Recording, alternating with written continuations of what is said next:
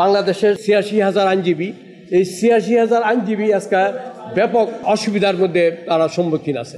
164 statement কার্যবিধির এবং যেটা magistrate সাহেব রেকর্ড করেন এবং পোস্টমর্টম রিপোর্ট, নারী নির্যাতন আইনের 22 ধারা গৃহীত স্টেটমেন্ট বাই দি ম্যাজিস্ট্রেট এবং পোস্টমর্টম রিপোর্ট এবং ফরেন্সিক রিপোর্ট, মেডিকেল রিপোর্ট, এইসব বিষয়গুলি সার্টিফাইড কপি দেওয়া হয় না চার্জশিট দাখিল না হওয়া পর্যন্ত। কিন্তু চার্জশিট দাখিল না হওয়া পর্যন্ত এই লোকটা হাজতে থাকতে হয়, জেলে থাকতে হয়, পলাতক থাকতে হয়। আমরা যখন উচ্চ আদালতে আসি তখন কোর্ট এগুলি জানতে চায়, তা আমরা সার্টিফাইড কপি দিতে পারি না। অনেক সময় একটা প্রভিশন আছে যেটা আমরা রিপ্রোডিউস করি, এই রিপ্রোডিউস করার জন্য ওই জায়গা থেকে হাতে করে এটা নিয়ে আসতে হয়, এই জন্য অনেক কাঠখোড়া পড়াইতে হয়।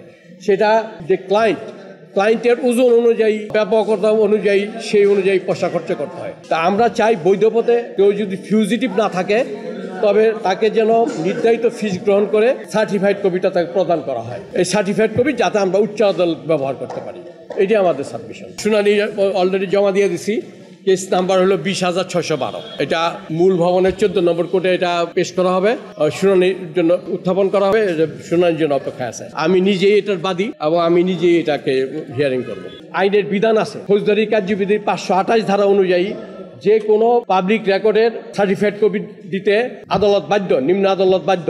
কিন্তু সেই এভিডেন্স অ্যাক্টের 76 ধারা অনুযায়ী এটা একটা পাবলিক রেকর্ড।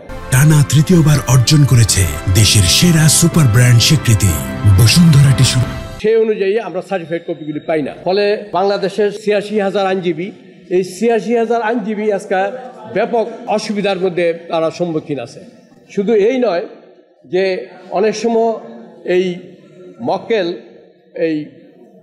এইসব হাত কপি নিয়ে আনলে আমরা যখন এটা রিপ্রোডিউস করি তবে সেখানে অনেক সময় অনেকগুলো থাকে, এই অমিল থাকে, অনেক ফোরজারি হওয়ার সম্ভাবনা থাকে।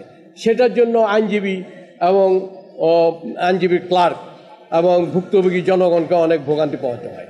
তা আমি চাই আদালতের মধ্যে একটা স্বচ্ছতা থাকুক, সার্টিফাইড কপি এটা দিতে রেকর্ড অনুযায়ী, আইন অনুযায়ী এই সার্টিফাইড কপি দেওয়ার জন্য ব্যবস্থা নেওয়া হোক। যদি সে পলাতক না থাকে, সে যদি ফিউজিটিভ না থাকে, তাহলে তার ডিফেন্স নেওয়ার, সেলফ ডিফেন্স নেওয়ার, তার আত্মপক্ষ সমর্থন করার সুযোগ অবশ্যই দিতে হবে। এইটাই মানবতা এবং এইটাই আইন, এইটাই ডেমোক্রেসি এবং এইটাই ফান্ডামেন্টাল রাইট।